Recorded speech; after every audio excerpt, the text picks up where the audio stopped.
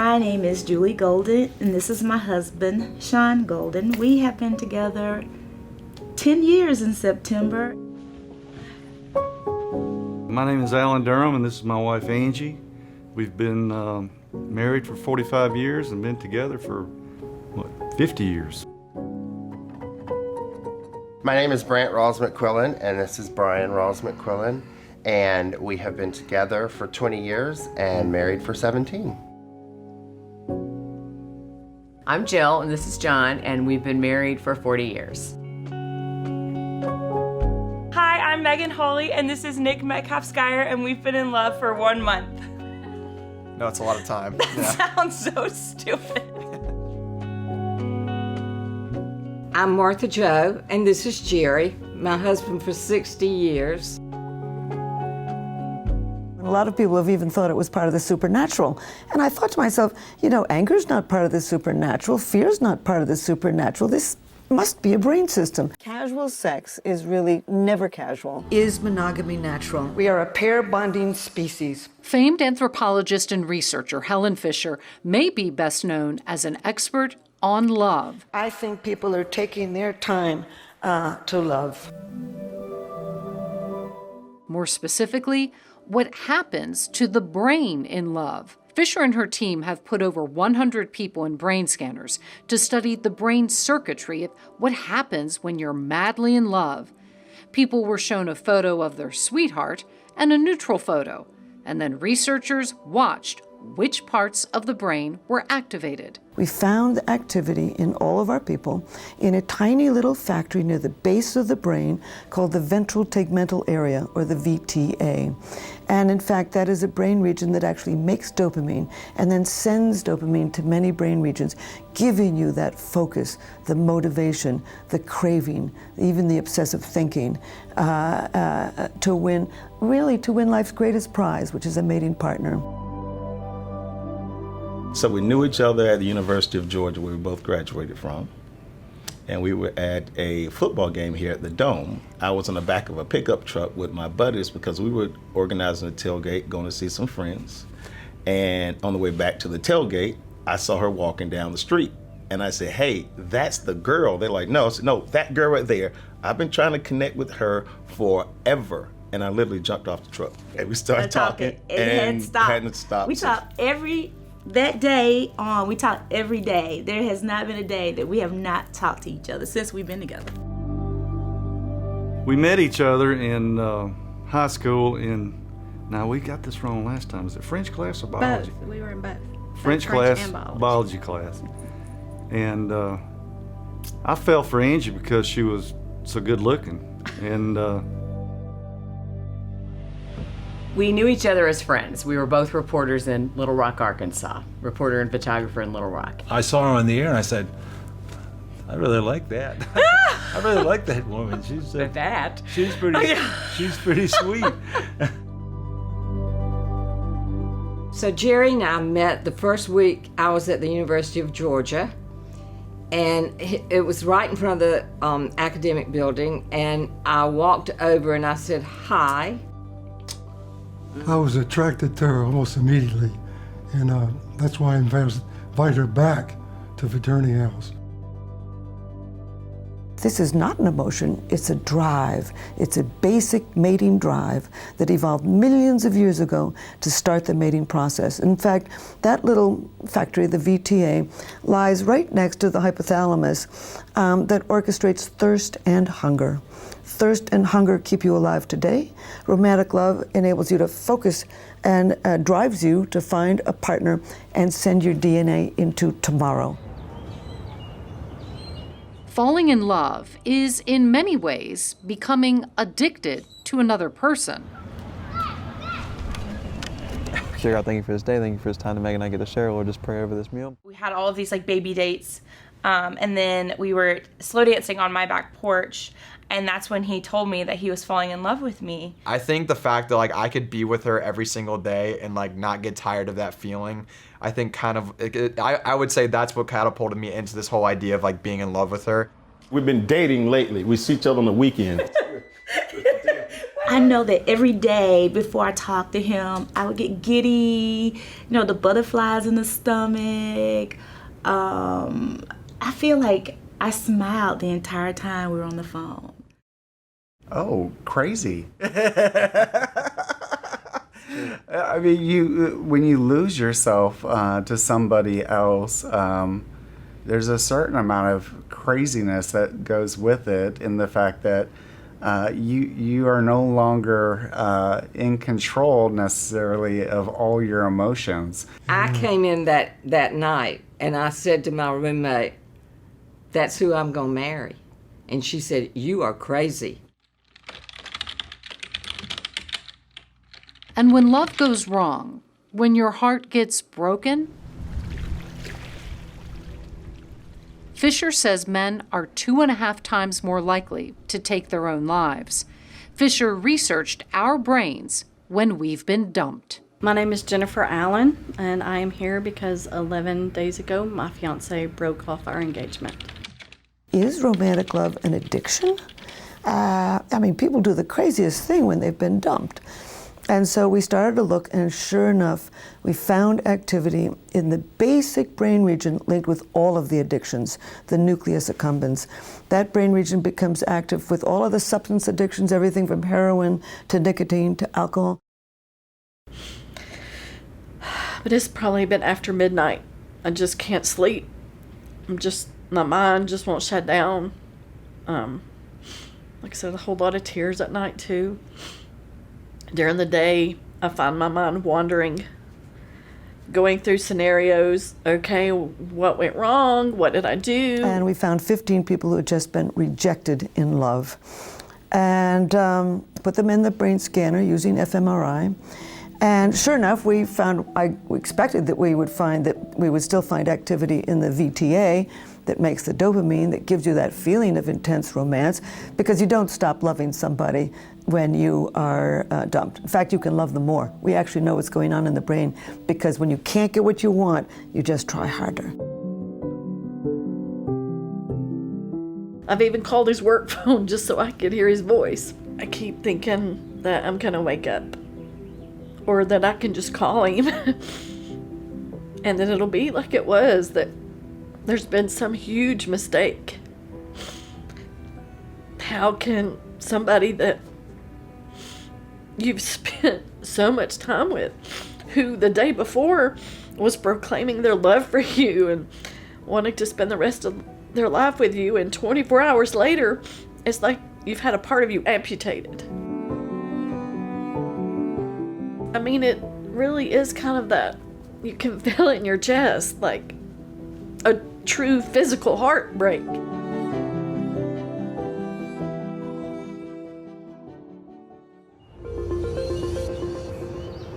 When we are exploring this addiction to one's partner, let's step away from humans for a moment and instead consider the prairie vole. Prairie vole is a little hamster-sized rodent that lives out in the Midwest, and they're known for their unusual family structure. So you got babies there. These tiny rodents at Yerkes Primate Research Center are teaching us a lot about ourselves. Their family style is very similar to our own.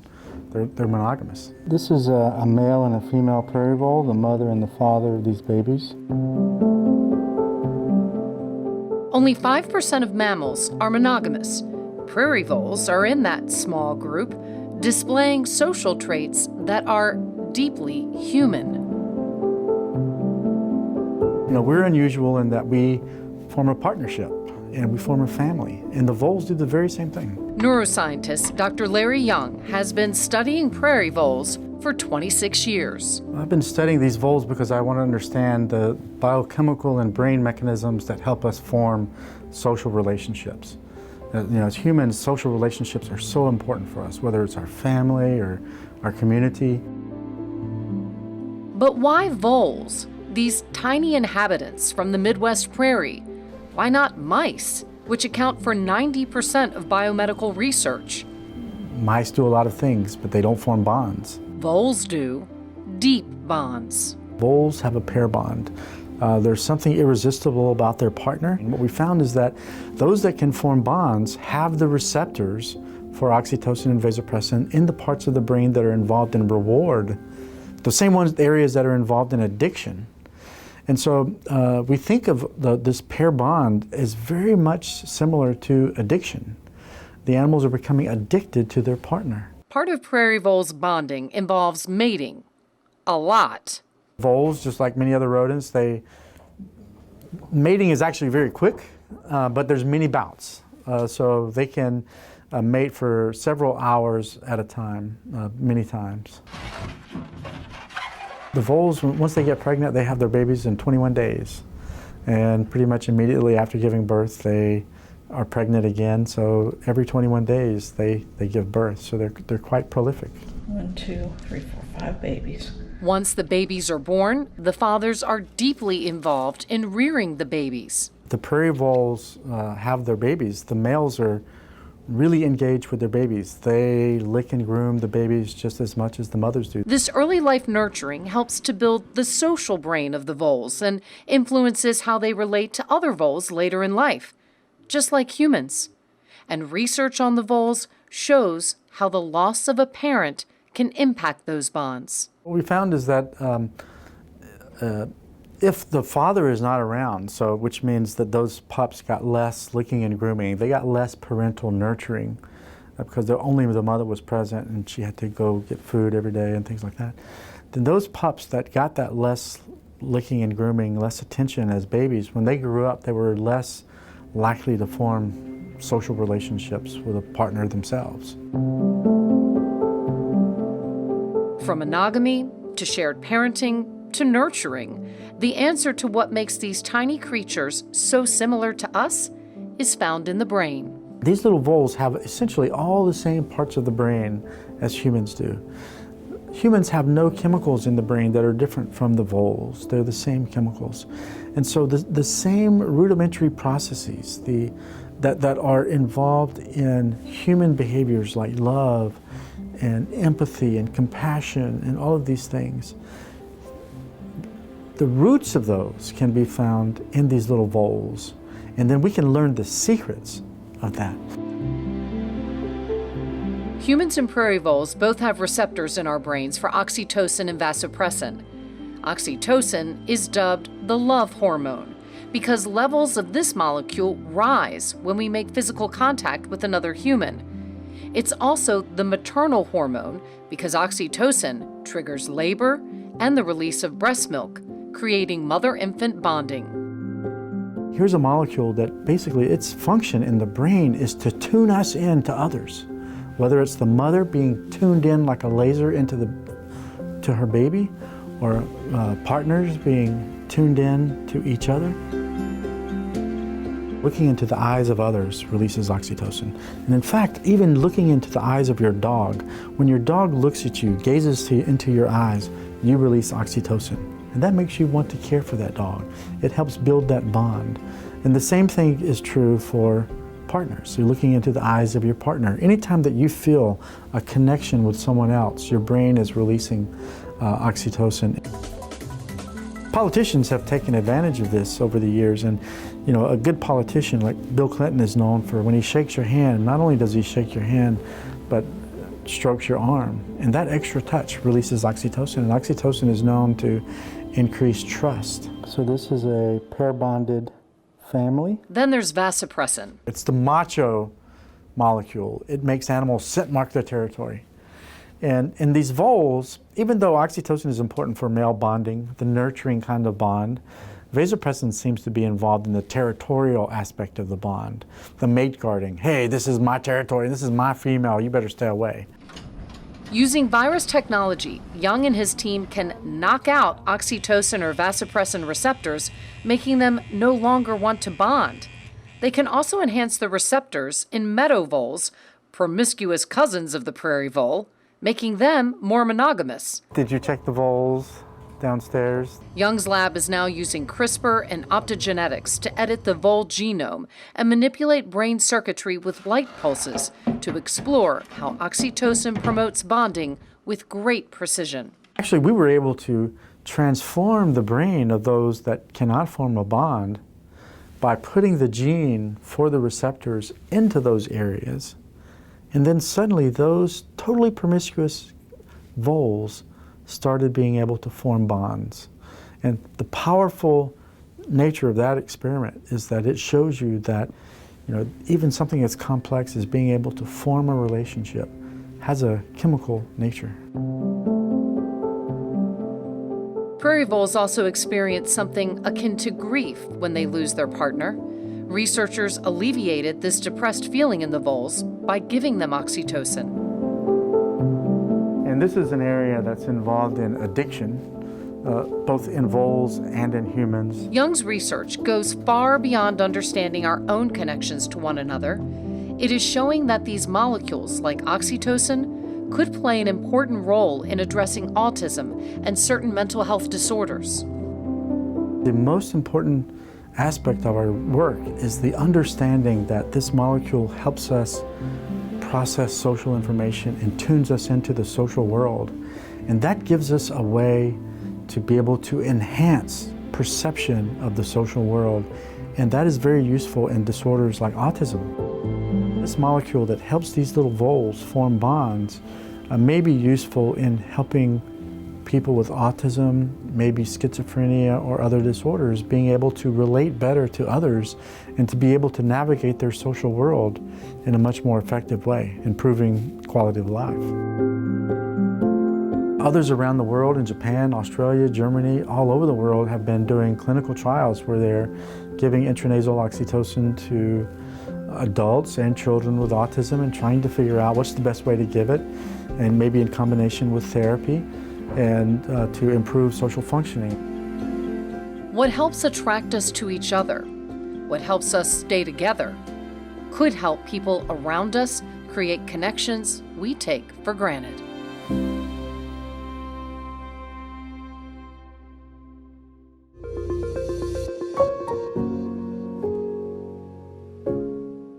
I've always felt like the center of your universe. That's a great way to feel. So and I think that whether he, verbalizes it or not, I think you've taught your boys that. Well, that and by example. Yeah. I mean, when they come to our house, they see us. We're sitting next to each other. We're holding each other. We're laughing. We're dancing.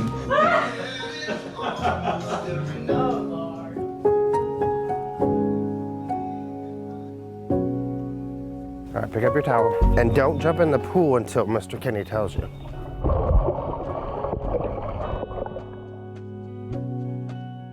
I will readily admit that I need more cheerleading than he does. So I need more validation from him than he needs from me. And we finally realized that after years of being together, that that's just who I am. I know when he's fishing for a compliment. Right, I mean... The love that Jerry gives me has made me feel so secure in my life. It didn't matter what I did, he was proud of me. I can't remember who took these pictures. Do you remember? I had a heart attack. I was clinically dead for, they said 10 to 15 minutes. When they were bringing me out of the medically induced coma after, 6 days? Yeah.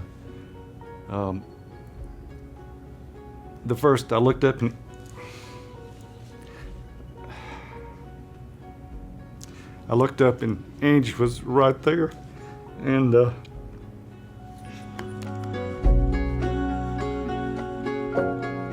So what is the state of love in humans today? When it comes to marriage, waiting is a good thing. All of my data show that the later you marry, the more likely you are to remain married. There's new data on 3,000 Americans that shows that compared to people who marry in less than a year of meeting, if you marry during the second year, you're 20% less likely to divorce.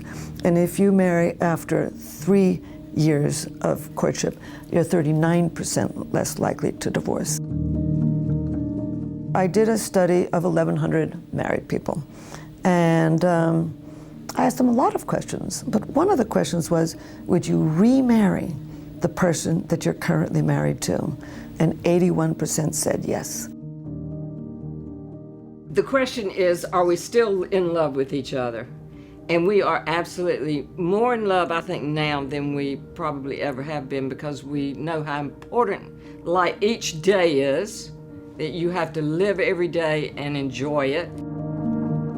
Oh, the best part is when we fight and we get some good ones on each other. We have a good laugh about it later. We're like, man, you got a good one right there. And we do like a play-by-play afterwards. I'm like, that was really sharp. You knew exactly how to come after me. That was you. Well, I'm quicker than you. Social media has changed how we interact, how we meet. Has it changed how we love? Technology cannot kill love. This is a basic brain system like the fear system, the anger system. It's like hunger and thirst. It's not going to change whether you swipe left or right on Tinder. When it comes to how to sustain long-term love, the answer, not surprisingly, lies within us. Fisher and her team did 2 studies on long-term love in China and the United States. These are the 3 brain regions that remain active in a long-term happy partnership. A brain region linked with empathy, a brain region linked with controlling your own stress and your own emotions, and a brain region linked with what I call positive illusions, the ability to overlook what you don't like about somebody and focus on what you do. Oh, so overlooking quirks, yeah. How am I at that? I'm anal about certain things. The toilet seat thing. My wife is anal about certain things, and I accept her analism, if that's a word. Analism is a new word. Okay, we're gonna fold this laundry, Jer. She's always going behind me and putting things in its place. You know, I'll put something here, she moves it over there. And so I said, okay, so keep it over there. I also think it's a good idea to sustain all 3 of these basic brain systems: sex drive, feelings of intense romantic love, and feelings of deep attachment. If you want to sustain the sex drive, have sex. When you have sex, it can drive up parts of the androgens, the testosterone system, and so you want more sex. And sex is very good for the body and the mind and the relationship. As you grow older, you know, everything changes. Your body changes, and that includes sex changes. At some point, it gets better, okay, because you're more comfortable, I think, with your partner, and you feel like, why not? I mean, it's part of life. Well, everything doesn't work like it did when you were 19. So I like when we both get out the shower and I'm like, I'll just have a naked hug. I'm okay with that. And then I'm hoping the naked love will lead to some love. Fisher says if you want to sustain feelings of romantic love, novelty drives up the immune system in the brain and triggers feelings of romantic love. That's why new experiences together and vacations are such a good thing. And in terms of attachment, stay attached. Physically, touch triggers oxytocin. It is pretty out here. Walk hand in hand, arm in arm, sit on the couch together. We're very touchy. When we watch TV, I get mad if he doesn't come over and sit by me. Mm-hmm. And, you know, should we say? I mean, our children are going to see this, I guess. But yes, sex is good. Yeah. That's good. Yeah. I still slap his butt in the kitchen. We like to hold hands. Yeah. It just feels right. I like to just like lean on him. Mm-hmm. Just lay on him. Sometimes when I have him tell me about his day, I'll just like sit like this, and he's like, "Are you good?" And I'm like, "I'm great. I'm great. I'm just vibing." Yeah. Throughout the night, I feel like we always have to touch each other, like his feet, my legs. There's always a part of our bodies touching each other throughout the night. I love holding hands. We go off a lot of places, we hold hands together. I'm always rubbing on her, kissing her. There you go. Thank you. You're welcome. It's wonderful to have that kind of passion and love at this stage of our life. Finding your person and taking that leap of love is a risk, but one that is worth it in the long term. even though I've studied divorce, even though I do think that we've got some predispositions for restlessness in long partnerships, I think that as a culture, we're moving towards more stable partnerships. We're built to form pair bonds. It's a deeper feeling. It's something that has grown over the years, but it feels like now that it's always been that way. I don't know if that makes any sense or not, but I've always loved him deeply. It's not always easy. When you've been together this long, you see your partner go through highs and lows, and either you stick with them and because you love them, and that's what happened with us. There's highs and there's lows for both of us. And once you reach that point, you feel like you've done something really special. I mean, every day I wake up, and I'm happy. I'm with the person that I want to be with the rest of my life, and I've been with that person for 40 years, and it's all been good. I can't imagine being without her. It's just a good feeling. We're built to love. Love is going to be with us as long as we survive as a species. It's primordial, adaptable, and eternal.